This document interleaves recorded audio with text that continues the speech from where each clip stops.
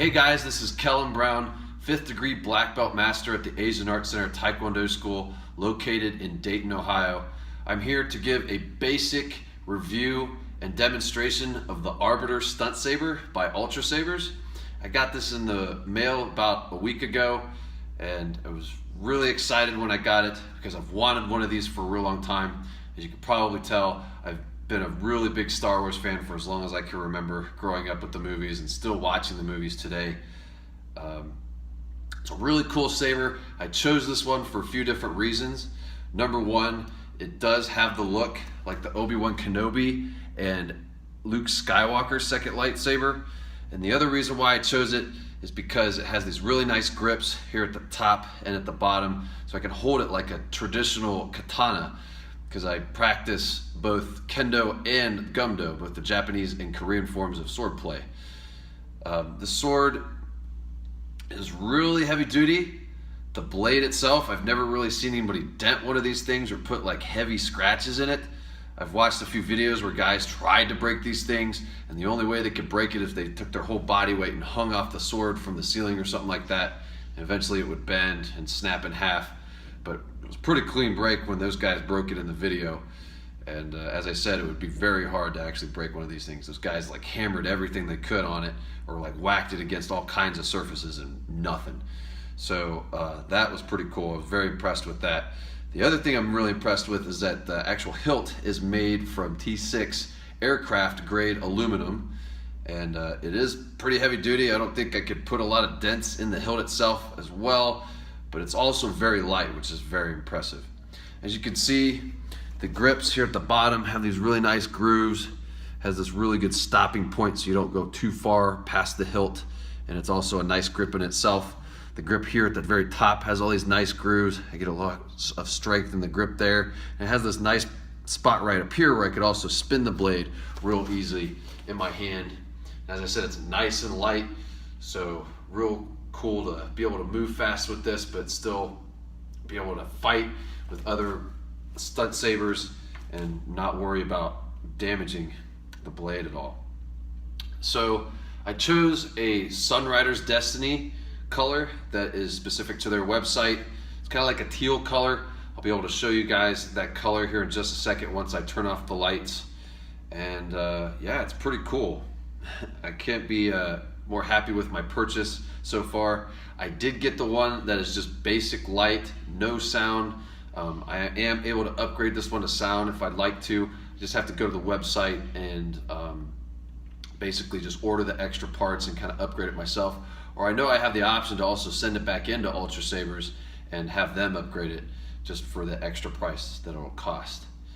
So here I'm going to turn off the lights and kind of show you what it's like with everything off, and it looks pretty sweet. Alright guys, so now that I have the lights off, I'm going to go ahead and turn on my Stunt Saber. It looks pretty sweet, like it's just out of the movies. As I said, I chose the Sunrider's Destiny color.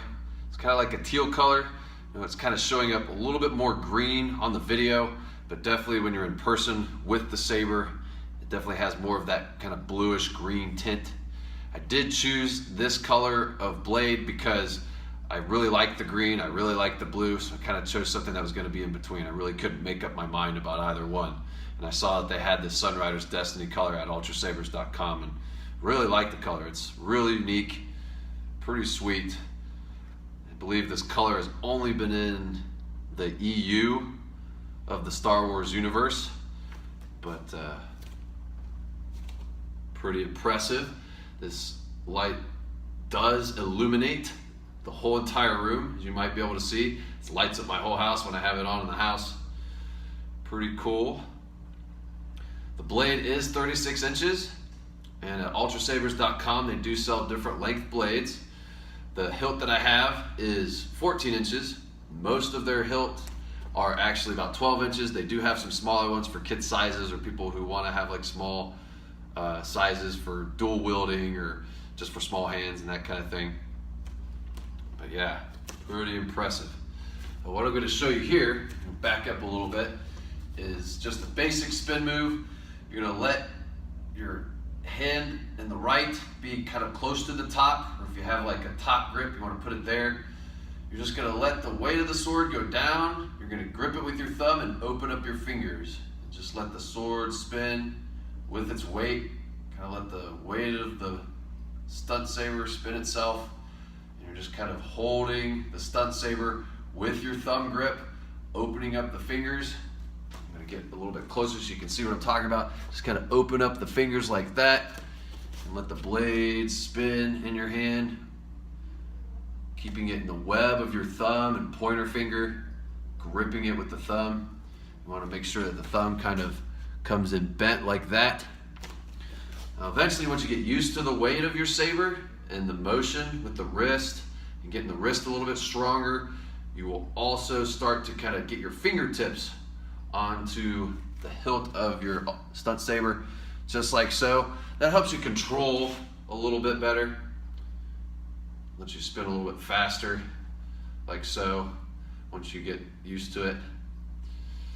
Now, when you start going into figure eight motions, or just any kind of motion with the saber, if you're doing something one hand, you want to control the other hand. You don't ever really want to leave it just dangling down like I just did.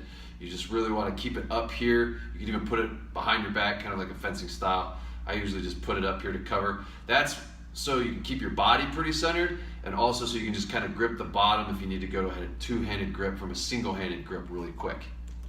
So what I'm going to show you next is we're going to go ahead and do this, and then dip down, go across to the other shoulder, and then dip down a little bit, back up a little bit. You can see it. You're just kind of scooping down and back, and then scooping down from one shoulder to the other in a figure eight motion.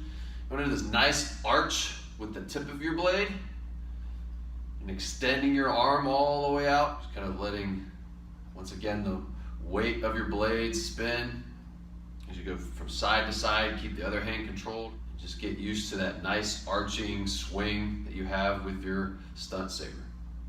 You can also spin going upwards, kind of scooping upward. You could also do the same with the figure eight. You can scoop down and then go to the other side, scooping up and then coming back down, scooping up and then coming back down, like so.